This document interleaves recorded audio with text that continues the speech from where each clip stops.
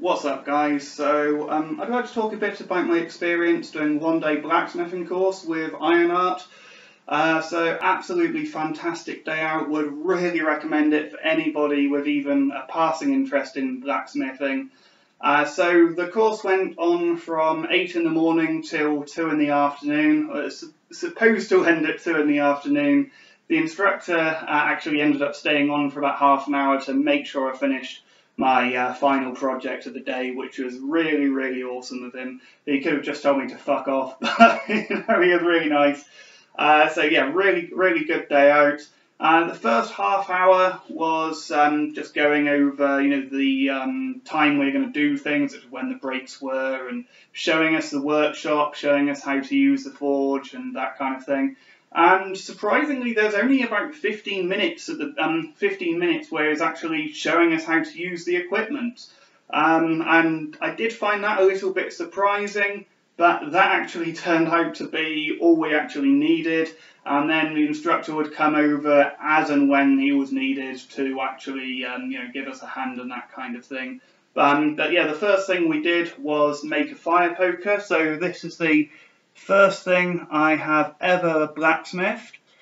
Yeah, for that it was just showing us how to use the forge, showing us how to cool down the bits we didn't want to bend or twist or flatten, and just showing us how to flatten, showing us how to get things into a point, showing how to use the end of the anvil and the hammer to actually bend the metal, how to flatten the metal out, and just basic things like that. So I think we were all a bit sort of apprehensive at that point when he told us to sort of get on with it. But I think we were just overcomplicating things in our minds. Once we actually started, it really wasn't too difficult. This only took about somewhere between 5 and 10 minutes. So yeah, really didn't take very long at all to make this thing, and I think I was kind of worrying a bit about nothing at that point. So yeah, it just seems to be a matter of very, very brief instructions talking about the basics, and then I think that probably is the best way to train somebody, is to just have them get on with it as quickly as possible and just experiment and try it out for themselves. So yeah, this is the first thing I've made. I'm pretty happy with this. This is probably the most professional looking of the things which I've made. But after that, we moved on to our own project, things which we wanted to get done while we were there. And I wanted to get two things done while I was there. So first thing is I wanted to get a cross guard like this put onto the basket hilt of my sword. This is the result. So the cross guard is a bit bigger than I was originally planning on it being. And that was partially because I couldn't bring the whole sword in. I only brought the hilt, so it was hard to really judge without seeing the whole thing. And also because of these great big curves in it, that made it quite difficult to judge how much metal I was going to need. I really should have just measured it at home rather than just guessing while I was there on the day.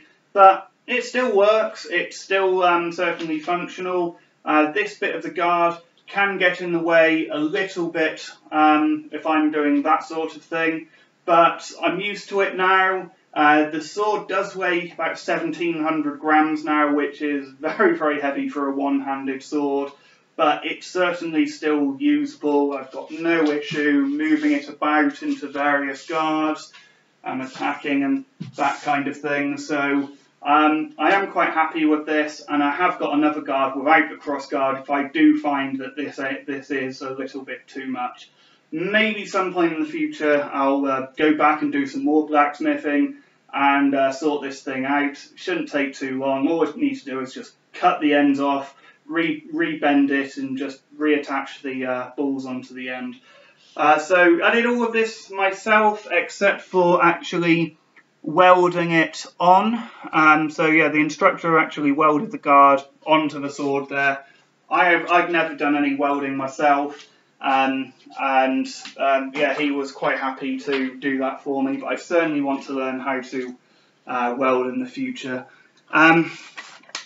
So the final thing I made, which really kind of pushed the boundaries of time, was I was going to make this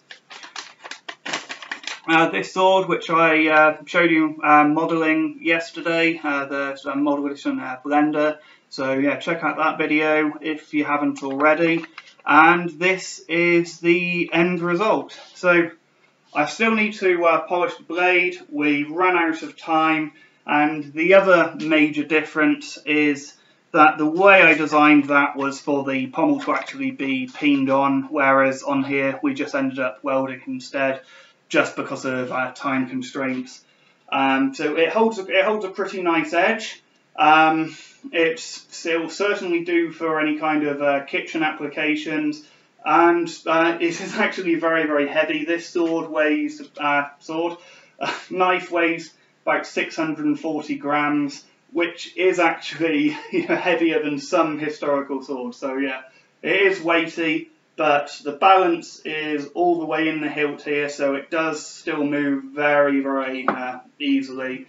Yeah, I'm pretty happy with this result. There's certainly things I'd change about it if I was to do it again. But yeah, I'm going to polish up the blade, and then I'm just going to leave it as it is.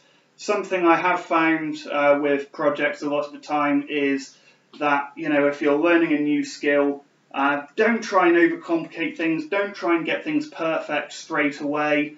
If you think there's something you could have done better, sometimes it's just a matter of just getting the thing finished off, and learning from the mistakes next time you do a project. So next time I make a knife, hopefully there will be a next time, there are things which I will do differently, but overall I am pretty happy with the result there.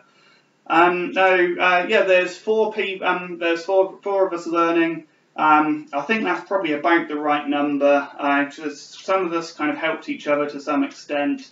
I think if the class size was smaller, it would have been extortionately expensive, and if it was any larger, we wouldn't have had enough one-on-one time with the instructor. So I think they had the right balance there. The only things which really bothered me throughout the day was I didn't have access to the power hammer. I didn't have access to a lathe to make this pommel, just because those pieces of equipment were set up for other projects. So yeah, it's not really the fault of the people running the course, but it would have been nice to actually use those pieces of equipment. I could have ended up getting this done a lot quicker. And the other thing is the safety glasses I had were quite scratched, and they seemed to steam up quite easily. So there were times throughout the day where I couldn't see a bloody thing while I was forging. But that was just bad luck on my part. No one else seemed to have that issue.